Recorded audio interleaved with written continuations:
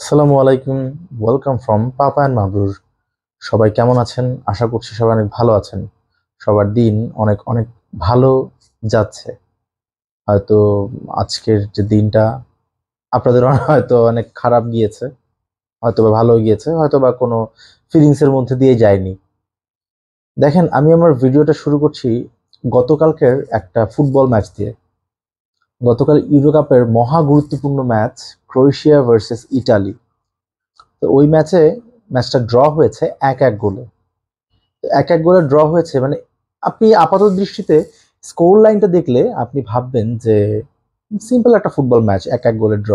But actually এটা কিন্তু একটা সিম্পল ম্যাচ ছিল না। এটা কোনো অংশে একটা সিনেমা থেকে কম ছিল না। ক্রোয়েশিয়া ১-০ গোলে এগিয়ে যায়। ম্যাচটা মাস্ট উইন ম্যাচ ছিল ক্রোয়েশিয়ার জন্য, আর ইটালির জন্য ছিল অ্যাটলিস্ট ড্র, যদি তারা পরের রাউন্ডে কোয়ালিফাই করতে চায়। তো ম্যাচ এগিয়ে যাচ্ছে, এগিয়ে যাচ্ছে, এগিয়ে যাচ্ছে। ক্রোয়েশিয়ার পরের রাউন্ডে যাওয়ার সম্ভাবনা জেগে উঠছে, জেগে উঠছে। ম্যাচের যখন একদম last moment, I mean last shot, I mean extra টাইমের ৮ নাম্বার মিনিট, ৯৮ নাম্বার মিনিট, ওই মোমেন্টে ইতালি একটা গোল দিয়ে দেয়। পরক্ষণেই খেলাটা শেষ হয়ে যায়। আপনি আপনি ফিল করেন যে মোমেন্টে ওই মোমেন্টের থ্রিলটা কোন লেভেলের ছিল। ইউরো কাপের গতকালকের এই খেলাটা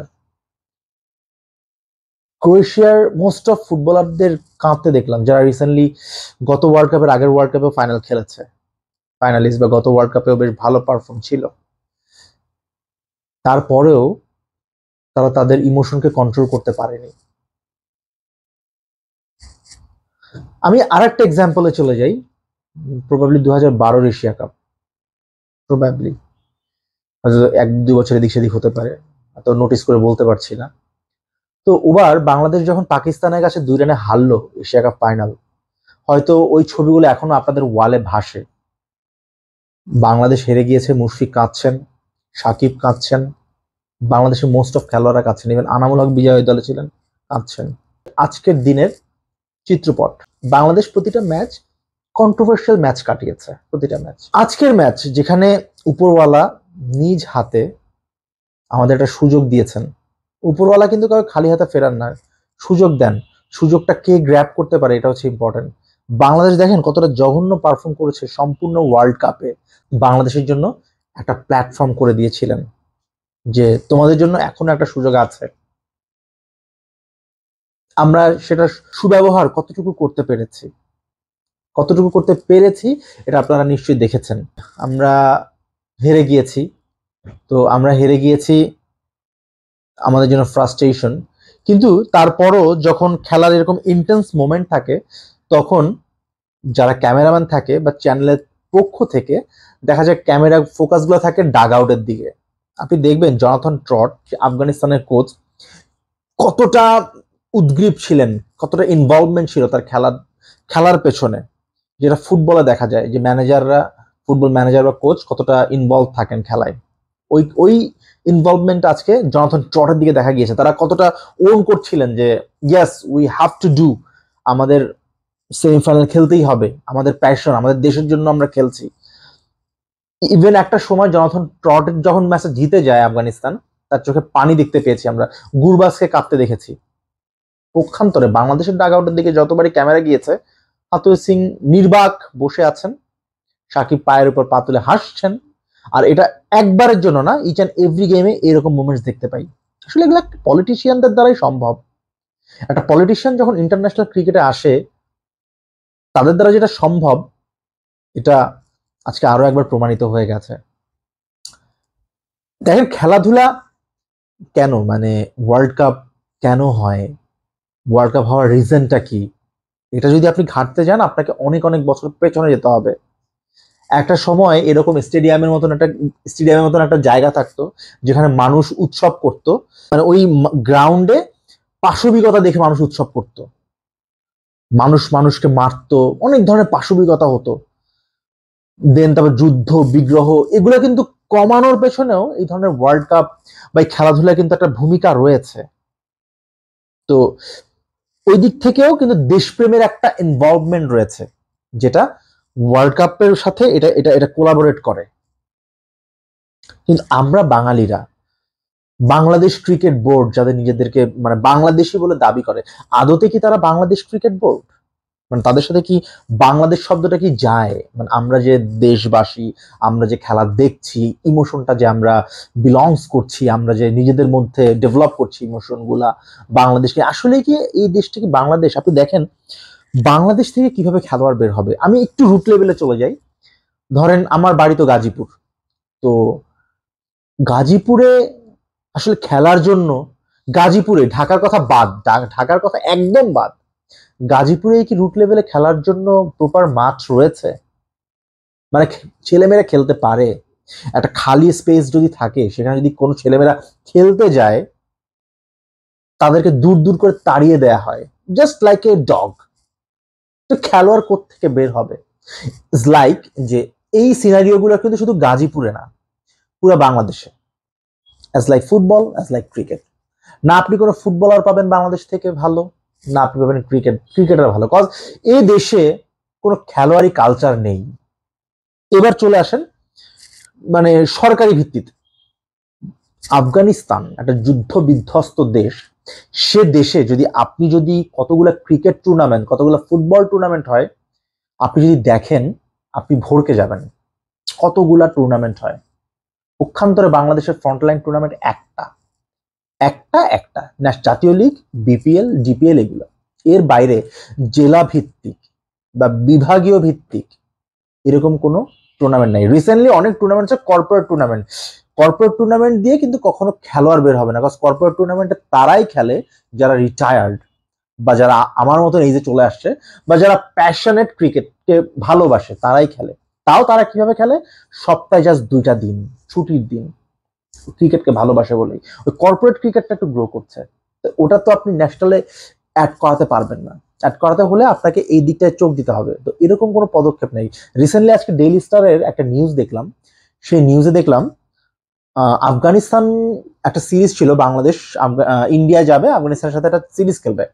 তো বিসিবিরা কি আফগানিস্তানকে রিকোয়েস্ট করছে ওই সিরিজটা পোস্টপোন করার জন্য। আপনি ভাবতে পারছেন? আমাদের দেশের ক্রিকেটের ডেভেলপমেন্টটা কোত্থেকে আসবে? আজকের খেলা নিয়ে বলতে গিয়ে বেসিক্যালি আমি একটু অন্য লেভেলের কথাবার্তা বলে ফেলছি হয়তোবা। আমি আজকের খেলায় একটু আসি, যদি এই ব্যাপারগুলো আপনারা জানেন, আপনারাও বোঝেন, তারপরও হয়তো আপনাদের সাথে শেয়ার করছি, একটু নিজেকে হালকা করছি। কজ মানে সারাদিন হেসেছি, বাংলাদেশ হেসেছি, কিন্তু ভেতরটা তো আসলে অতটা হাসিতে ছিল না, ভেতরটাকে হালকা করার জন্য হেসেছি, বাট হয়নি। তারপর আপনার সাথে কথা বলে আমি একটু নিজেকে হালকা করতে চাচ্ছি। দেখেন আজকের খেলায় আপনাদের মনে আছে লাস্ট টি20 ওয়ার্ল্ড কাপে যখন বাংলাদেশে টেম্পোরারি কোচ হিসাবে এসেছিলেন শ্রীরাম, তাকে কিন্তু আমরা ট্রল প্রচুর করেছি, তাকে নিয়ে অনেক সমালোচনা করেছি, কিন্তু তিনি একটা বক্তব্য দিতে চেয়েছিলেন বাংলাদেশকে, মানে বোঝাতে চেয়েছিলেন টি20 ক্রিকেটে ইম্প্যাক্ট আর ইন্টেন্ট কতটা ইম্পর্টেন্ট, কতটা গুরুত্বপূর্ণ। হয়তো আজকের খেলায় আপনারা পারফেক্টলি এই ব্যাপারটা বুঝে গেছেন যে ক্রিকেট খেলায় ইম্প্যাক্ট আর ইন্টেন্ট কতটা গুরুত্বপূর্ণ। ইম্প্যাক্টফুল ইনিংস এই টুর্নামেন্টে বাংলাদেশের কারণেই, আর ওরকম ইন্টেনশন যে আমাকে ম্যাচ জিততে হবে, ওরকম ইন্টেনশনও বাংলাদেশের কোনো ক্রিকেটার ছিল না। এবার আসি বাংলাদেশের কোচিং স্টাফ নিয়ে একটু কথা বলি। কোচিং স্টাফ, হাতুড়ি সিং যে বাংলাদেশের ক্রিকেটকে অপমান করে চলে গিয়েছিল, এক প্রকার অপমান করে শ্রীলঙ্কায় চলে গিয়েছিল, তার কিছুদিনের মধ্যেই শ্রীলঙ্কা তাকে জাস্ট একটা কিক দিয়ে শ্রীলঙ্কা ক্রিকেট দল থেকে বের করে দেয়। ওই লোক তারপর অস্ট্রেলিয়া চলে যায়, অস্ট্রেলিয়ায় প্রবাবলি আমি নামটা মনে পড়ছে না, ওখানে একটা ক্লাবে কোচিং করাতো, ওখান থেকে আবার তাকে পিক করে নিয়ে আসা হয়। কেন? রিজনটা কি? এখানে কি কমিশন বাণিজ্য চলে এরকম কিছু? দেন বাংলাদেশের কোচিং স্টাফ হাতুড়ি সিং আসার আগেও অনেক রিচ ছিল, শুধু সবার সমস্যা ছিল রাসেল ডোমিঙ্গোকে নিয়ে। আদতে কিন্তু তার কিন্তু পারফরমেন্স খারাপ ছিল না। রাসেল ডোমিঙ্গোর আন্ডারে কিন্তু আমরা সাউথ আফ্রিকা গিয়ে সিরিজ জিতেছিলাম, সব থেকে বলা যায় ডেডলি একটা জোন এশিয়ানদের জন্য সাউথ আফ্রিকান কন্ডিশন, সেখানে গিয়ে কিন্তু আমরা জিতেছিলাম, রাসেল ডোমিঙ্গোর আন্ডারেই জিতেছিলাম। তারপরও তাকে কিকড আউট হতে হয়েছে বাংলাদেশ থেকে। তো রাসেল ডোমিঙ্গোর জন্য বাংলাদেশ দল কিন্তু একজন লেজেন্ড কোচ পেয়েছিল, অ্যালান ডোনাল্ড। তার পরিশ্রমের যে ফসল বা রেজাল্ট, যেটা এখন নিচ্ছে আন্দ্রে অ্যাডামসও ভালো, নিউজিল্যান্ডের সাবেক ক্রিকেটার, কোচ হিসেবে দারুণ একজন কোচ। তাকে আমি কোনো ব্লেম দিচ্ছি না, সেও একজন ভালো মানের কোচ। মুশতাক আহমেদ নো ডাউট ভালো লেগ স্পিনার ছিলেন তৎকালীন, আর এখন রিশাদকে নিয়ে যে কাজটা করছেন দারুণ করছেন, কিন্তু ফিঙ্গার স্পিনার যারা আছেন তাদের নিয়ে কতটুকু কি করছেন আমি জানি না। তারপর আমার মনে হয় খারাপ করছেন, কজ মাহমুদুল রিয়াদেরও কিন্তু একটু ডেভেলপমেন্ট বোলিং এর ক্ষেত্রে দেখা গিয়েছে, কিন্তু নাজমুল শান্ত তাকে কিন্তু প্রপারলি ইউজ করেননি এই টুর্নামেন্টে, ওয়ার্ল্ড কাপে। ব্যাটিং কোচ ডেভিড হ্যাম্প, নিক পোথাস, কি কাজ করছে এরা, কি জন্য, বা এদের কতটুকু রেপুটেড এরা আমি আসলে জানি না, এরা কোচিং স্টাফ হিসেবে রয়েছেন। আমরা কোচ ব্যাটিং কোচ হিসাবে হারিয়েছি নীল ম্যাকেঞ্জির মতন একজন কোচকে হারিয়েছি ব্যাটিং কোচ হিসাবে, তার আন্ডারে যখন বাংলাদেশ ছিল ব্যাটাররা দারুণ ব্যাট করতো, তাকে আমরা হারিয়েছি। বাট এখন যারা আছে তাদের রোলটা কি বোঝার কোনো উপায় নাই। সাকিব আল হাসান, আমি সাকিব আল হাসানকে যদি একটা কথাই বলতে চাই, এটা ছোট একটা প্রবাদ বাক্য, এটা এটা সারা দুনিয়ার মানুষ জানে যে দুই নৌকায় পা দিতে হয় না। ভাই আপনি তো দুই নৌকায় পা দেন নাই, আপনি তো 14 নৌকায় পা দিয়েছেন। আপনি একাধারে ব্যবসায়ী, একাধারে আপনি একজন ব্র্যান্ড অ্যাম্বাসাডর, একটা দুইটা ব্র্যান্ডের না অনেকগুলা ব্র্যান্ডের। আপনি একজন পলিটিশিয়ানের অ্যাক্টিভিটিস কি হতে পারে ইউ হ্যাভ টু নো। আপনি নিজেকে ক্রিকেটার দাবি করেন, আদতে আপনি এখন আর ক্রিকেটার আছেন কিনা আমার সন্দেহ। সবসময় আপনাকে সুপারম্যান অফ বাংলাদেশ বলতাম, বাট লাস্ট একটা ভিডিও বানিয়েছিলাম, তারপরে তাকে নিয়ে যখন আমি সমালোচনা করেছিলাম, তারপর যখন নেদারল্যান্ডসের এগেনস্টে যখন সে ভালো ব্যাটিং করলো, মোটামুটি কিছু মানুষ আমাকে ইনবক্সে পচালো, ভালোভাবেই পচালো আমাকে, যাক সহ্য করলাম। নেদারল্যান্ডসের সাথে যে ওই ইনিংসটা, ওইটাকে একটা স্ক্যাম ছিল না? কি মনে হয় মানে ওয়ার্ল্ড ক্রিকেটে আপনি এই ওয়ার্ল্ড কাপে আপনি এতগুলা দলের এগেনস্টে খেললেন, আপনি নেদারল্যান্ডসের এগেনস্টে যে ব্যাটিংটা করলেন, ওটা কি একটা স্ক্যাম ছিল না? কি মনে হয় আপনার সাকিব আল হাসান? ওনার ফেভারেবল কোনো ব্যাটার যদি না আসে, উনি সহসায় বোলিং আসতে চান না। আর ওই অবস্থায় এসেও উনি এবারের ওয়ার্ল্ড কাপে মোটামুটি 9-এর উপর ইকোনমিতে মনে হয় বল করেছেন, প্রতিটা ম্যাচে রান দিয়েছেন, আজকের ম্যাচটা ছাড়া রান দিয়েছেন, ভালো রান দিয়েছেন। এটা ভালো ব্যাটসম্যান, একটা কোয়ালিটি ব্যাটার থাকলেই উনি বোলিং করতে চান না, উনি বোলিং এ আসেন না, বা যদি না আসেন তাহলে অবশ্যই দোষ নাজমুল শান্তর, কেন তাকে আনা হয় না। অবশ্যই এটা এটা নাজমুল শান্তর দোষ অবশ্যই হওয়ার কথা না, কজ অ্যাজ এ সিনিয়র একজন পাওয়ারফুল ক্রিকেটার হিসেবে নাজমুল শান্ত কখনো সাকিবের কথার অবাধ্য হবেন না, এটা স্বাভাবিক, এটা বুঝতে রকেট সায়েন্সের প্রয়োজন নাই। তো সাকিব আল হাসান, আপনি ব্যক্তিগত অর্জন অনেক করেছেন, কিন্তু আপনি দলীয় অর্জনে আপনার কোনো কন্ট্রিবিউশন নাই, কজ আপনার দ্বারা কোনো দলীয় অর্জন আসে নাই। বাংলাদেশের যত সাকসেসফুল স্টোরিজ সব হচ্ছে মিরপুরে, আর মিরপুরে ওই অর্জনের পেছনে আরো অন্যান্য ক্রিকেটাররা ছিলেন, তাদের কন্ট্রিবিউশনও ছিল। বাংলাদেশের দলীয় অর্জন তখনই আসে যখন দলগত পারফরমেন্স আসে, ইন্ডিভিজুয়াল পারফরমেন্সে বাংলাদেশের রেজাল্ট কখনো আসে না। সো আপনি আপনার ব্যক্তিগত অর্জন অনেক করেছেন, আল্লাহ তাআলা, মহান আল্লাহ তাআলা আপনার জন্য অনেক দয়ালু। এবার আপনি আপনার প্রাপ্তির ভান্ডার ফুল হয়ে গেছে, আপনি আমাদের ক্ষমা করুন, আমাদের ক্ষমা সুন্দর দৃষ্টিতে দেখে আপনি রিটায়ারমেন্টে চলে যান দয়া করে। মাহমুদুল রিয়াদকে বলছি, ভাই আপনি অনেক ভালো একজন মানুষ, বাট বাংলাদেশকে হারানোর পেছনে 90% টাইম আপনার অগ্রণী ভূমিকা থাকে, 90% টাইম। আর বাংলাদেশকে জেতানোর পেছনে আপনার একটা ম্যাচই দেখেছি আমি, না একটা না কয়েকটাই দেখেছি, যেমন এগুলো গুণ ধরে ধরে বলা যাবে। 15 ওয়ার্ল্ড কাপে ইংল্যান্ডের এগেনস্টে আপনার যে 100টা ছিল, এখানে আপনার কন্ট্রিবিউশন ছিল। চ্যাম্পিয়ন্স ট্রফিতে নিউজিল্যান্ডের এগেনস্টে আপনার কন্ট্রিবিউশন ছিল। এর মধ্যে আমি একটা কথা বলি, চ্যাম্পিয়ন্স ট্রফিতে আমরা ওইবার সেমিফাইনালে খেলেছিলাম, ওটাও একটা স্ক্যাম ছিল। কিরকম স্ক্যাম? আজকের যেমন একটা সিনারিও, ঠিক ওইরকম একটা সিনারিওতে আমরা চ্যাম্পিয়ন্স ট্রফির সেমিফাইনালে উঠেছিলাম, যেখানে অস্ট্রেলিয়ার সেমিফাইনালে চলে যাওয়ার কথা, সেখানে আইসিসির একটা ভুলের কারণে আমরা চলে গিয়েছিলাম সেমিফাইনালে।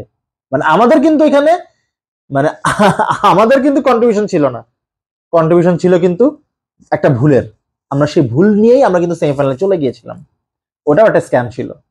তারপরে ওই চ্যাম্পিয়ন্স ট্রফির মূল সাকসেসই ছিল আমাদের নিউজিল্যান্ডের এগেনস্টে ওইরকম একটা বিজয়, যেটাতে সাকিব আর মাহমুদুল রিয়াদের অনবদ্য এক পারফরমেন্স ছিল। এরকম ধরে ধরে ওই একটা নিধাস ট্রফির একটা ম্যাচ ছিল, ওই একটা ম্যাচ। আর এই যে লাস্ট শ্রীলঙ্কার এগেনস্টে আপনি একটা 6 মেরেছেন, তাও লেগ সাইডের টাইমিং এ হয়ে গেছে, আদারওয়াইজ আমার ধারণা যদি ফুল টাচ না আসতো আপনি 6 মারতে পারতেন না।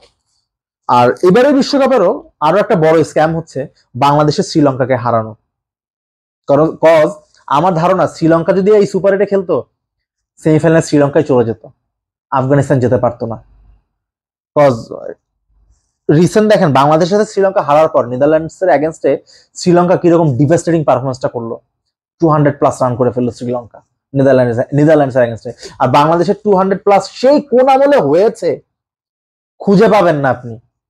প্রবাবলি নিদাহাস ট্রফিতে হয়েছিল, ওই নিদাহাস ট্রফির গ্রুপ পর্যায়ের ম্যাচে হয়েছিল, আর একটা প্রবাবলি মিরপুরে হয়েছিল, এরকম কিছু একটা। আপনি এর বাইরে বাংলাদেশের বড় কোনো স্কোরই দেখবেন না। 160 রান করা কত যে কষ্ট, এটা বাংলাদেশকে না দেখলে বোঝার উপায় নেই।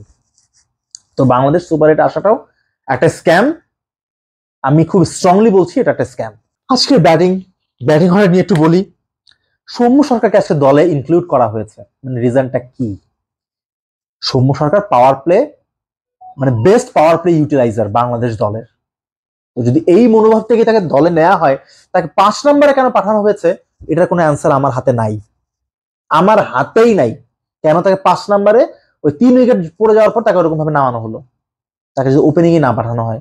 আচ্ছা মানলাম লিটন ওপেনিং এ নেমেছে, ভালো খেলেছে, তানজিদ তামিম ওপেনিং ছাড়া খেলতে পারে না কোথাও। আর এক স্ক্যামার যে লাস্ট 4টা ম্যাচের 3টা ম্যাচেই ডাক মেরেছে, আর একটা ম্যাচে রান করেছে, সেই ম্যাচে 31 বলে 29 রান করেছে। কতটুকু ইম্প্যাক্ট তার খেলার মধ্যে। 3 নাম্বার আসলেন নাজমুল শান্ত, টোটাল আউটফর্ম, যতটুকু 2টা ম্যাচে রান করেছেন সেটাও আহামরি কোনো স্ট্রাইক রেটে ব্যাট করেননি। যে আজকে যেরকম অলমোস্ট 10-এর কাছাকাছি রান, মানে আমরা যদি রান রেটে ব্যাট করতাম 10 রান রেট নিয়ে, তাহলে আমরা ম্যাচটা জিতে যেতাম, আর জেতা উচিত। আপনি সেন্ট লুসিয়ার এই পিচকে যতটাই টাফ কন্ডিশন বলেন না কেন, বৃষ্টির পরে পিচ অনেকটা সহজ হয়ে গিয়েছিল। যদি আপনি খেলা বুঝে থাকেন আর যদি আপনি পিচের আচরণ দেখে থাকেন, ওইখানে 10 করে নেওয়া আহামরি কিছু ছিল না।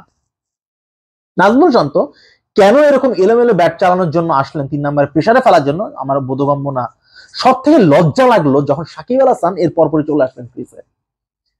মানে আপনি প্রথম বলে আউট হলো সেটা তো একটা জিনিস, লেগ স্ট্যাম্পের উপরে বল, ওই বলটা উনি লেগ সাইডে ফ্লিক করতে পারেননি। লেগ সাইডের উপরে বল লেগ স্ট্যাম্প দিয়ে বের হয়ে যাবে, নর্মালি ফ্লিক করলেও 4 হয়ে যাওয়ার কথা, সেই বলটা উনি বোলারের কাছে রিটার্ন ক্যাচ দিয়ে ফেরত চলে গেলেন। রেডিকুলাস, ইরেসপন্সিবল, মানে সোজা কথা ড্যাম কেয়ার সে। তার কোনো দলের প্রতি একদম বিন্দু মাত্র কোনো ফিলিংস নাই বা রেসপন্সিবিলিটিস নাই, খালি মুখ শক্ত করে এসে সংবাদ সম্মেলনে এলোমেলো কথাবার্তা, এই জিনিসটাই তার মধ্যে এখন ডেভেলপ হচ্ছে, এর বাইরে কোনো কিছুই না। দেন সৌম্য সরকার আলটিমেটলি অনেকগুলো ম্যাচে ড্রপ আউট, সে দারুণ এক প্রেসারে সে নেমেছে। সো এরকম প্রেসারে আপনি তার কাছ থেকে বেশি কিছু আশা করবেন, এর থেকে বোকামি আর কিছু হতে পারে না। তো সৌম্য সরকার এরপরে গন। স্বাভাবিকভাবে আমরা ধরে নিতে পারি ওই মোমেন্টসে তৌহিদ হৃদয় আসবে, তৌহিদ হৃদয় এসছেন, মহাপ্রেসার তার ঘাড়ের উপর। কেন বাংলাদেশ দলে এই মুহূর্তে সেরা ব্যাটার 3 নম্বরে নামেন না, 3 নম্বরে আসেন না, বা 4 নম্বরে আসেন না? কোনো আনসার নাই। আসলেন 6 নম্বরে, চলে গেলেন তৌহিদ হৃদয়। সব থেকে বড় ডিজাস্টার মাহমুদুল্লাহ রিয়াদ। যখন আমি ধরে নিয়েছি সম্ভব না, তারপরেও লিটন যখন রশিদ খানের শেষ 2 বলে ধরে 4 মারলেন, তখন আমাদের ইকুয়েশন হচ্ছে 19 বলে 43। একটু বুকে হাত দিয়ে বলেন তো 19 বলে 43 কি পসিবল না? তারপরে তো আমাদের ইকুয়েশন আরো ছিল যে 12 ওভার 1, 12 ওভার 3, 12 ওভার 5, এরকম একটা ইকুয়েশন ছিল। তো আমি তারপর 19 বলে 43, বাট মাহমুদুল্লাহ বিন্দু মাত্র চেষ্টা করলেন না, বিন্দু মাত্র না। আমি জানি না তার কোনো ডিল হয়েছিল কিনা বা তার উদ্দেশ্যটা কি, তার এগুলো ইনভেস্টিগেট করা উচিত। লাস্ট গেমেও যখন ইন্ডিয়ার এগেনস্টে মাহমুদুল্লাহ এরকম স্লো ব্যাটিং, ইনভেস্টিগেট করা উচিত এগুলা। অস্ট্রেলিয়ার এগেনস্টেও সেম, তার আগে সাউথ আফ্রিকার এগেনস্টে তো হরেবল, নেপাল মানে একটা ম্যাচেও না, নেপালের এগেনস্টে নাই, নাথিং। এগুলো ইনভেস্টিগেশন করা উচিত। এরপরে আর কিছু বলার নেই, এরপরে আসলে হতাশা ছাড়া, মানে এরপরে বাংলাদেশ হেরেছে, ওকে পাই, I am happy for that, Bangladesh হেরেছে। এরপর ওই জয় আমার কাছে কোনো মিনিং নিয়ে আসতো না, বরঞ্চ একটা যুদ্ধ বিধ্বস্ত দেশ আফগানিস্তান, মানুষ মানে ওই দেশের মানুষ কখন বাঁচবে, কতদিন বাঁচবে বা মারা যাবে এরকম কোনো স্টেশন নাই। থাক, পলিটিক্যাল কথা না বলি, I am happy for Afghanistan, seriously. তো এই বিষয়ে কিছু বলার নেই। সামনে সিরিজ সেটাও ক্যান্সেল করতে যাচ্ছে, হয়তো ইন্ডিয়া বাংলাদেশ খেলতে যাবে, হয়তো ইন্ডিয়া বাংলাদেশকে একটা ম্যাচ গিফটও করবে, যেগুলো আমরা দেখতে পাই, তারপর আমরা সবকিছু ভুলে যাব। মিরপুরে সিরিজ হবে, বারমুডা আসবে হয়তো বা মিরপুরে, আমরা হোয়াইট ওয়াশ করবো, নিজেদেরকে অনেক বড় দল বলে দাবি করবো। একটা আপনাদেরকে ইনফরমেশন দিই, ইউরোপিয়ান ক্রিকেট যারা ফলো করেন ওখানে দেখবেন অনেক ক্রিকেটারদের স্ট্যাট অনেক স্ট্রং। ফ্রান্সে একজন ক্রিকেটার এসেছিলেন, একটা ইন্টারন্যাশনাল, ফ্রান্স বুঝতেই পারছেন ইউরোপিয়ান ক্রিকেট গুলো হয়, ওখানে একজন ক্রিকেটার প্রথম ডেবু 2টা ম্যাচেই, কিন্তু ডেবুর পরে পরপর 2টা ম্যাচে 100 করেছিলেন। সে কি অনেক ফাইনেস্ট ক্রিকেটার হয়ে গেলেন ওয়ার্ল্ডের? এরকম বললে অনেক কিছুই বলা যাবে, এগুলো নিয়ে অন্য কোনো দিন আপনাদের সাথে ডিসকাস করব। যাই হোক, এগুলো নিয়ে কথা বলার জন্য আপনাদের সাথে আসলাম। ভালো থাকবেন সবাই, সুস্থ থাকবেন, আল্লাহ হাফেজ।